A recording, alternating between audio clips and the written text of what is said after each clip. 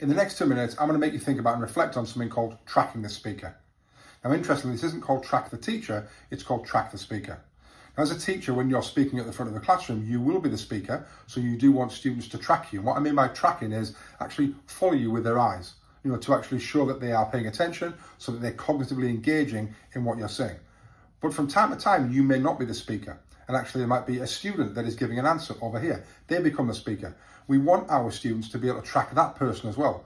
I don't mean robotically that everyone has to shift round, but it's just a head turn and a respect of, there's a student there speaking and they're giving an answer. We need to get our students into the habit of thinking that not all of the great ideas are going to come from you, and that actually there's lots that they can learn from their peers in the classroom as well. Unfortunately though, when I go into lots of classrooms, what I see is a student might be giving a great answer sat over there, and there's some students just kind of sat over here, not even bothering looking, because actually they've switched off because there's a culture potentially of, if it's not the teacher saying it, then I don't really care what little Johnny's saying over there. So this requires some training. This requires us to be saying, actually, it's respectful to be able to listen to your peers, to turn and track the person who's speaking, to listen and cognitively engage to what they're saying, because actually you'll learn a lot about their answers. And I might want to ask you to add to that, or can someone add or build or challenge what that student has said there. So it's really important for us to train our children to do that. Also, I mentioned the word respect there as well. It's really respectful to listen to our peers, and think about it in a staff meeting as well.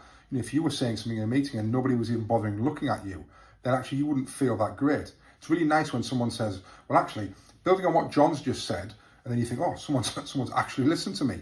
So wouldn't it be great if our children did that in the lesson as well? They were looking and they were tracking the speaker and saying, oh, well, actually, building on what Sam's just said over there, I think that, or to take that further. But we can't do that if we're not cognitively engaging in what our peers are saying. So training the students to track the speaker, whoever the speaker is, and insisting on it as well. If you see people not doing it, excuse me, Johnny, just stop 1 second there. Everyone isn't tracking the speaker, and really reinforce it and insist it, and we're going to get far better cognitive engagement throughout our lesson rather than students switching off just because they know that you're not speaking.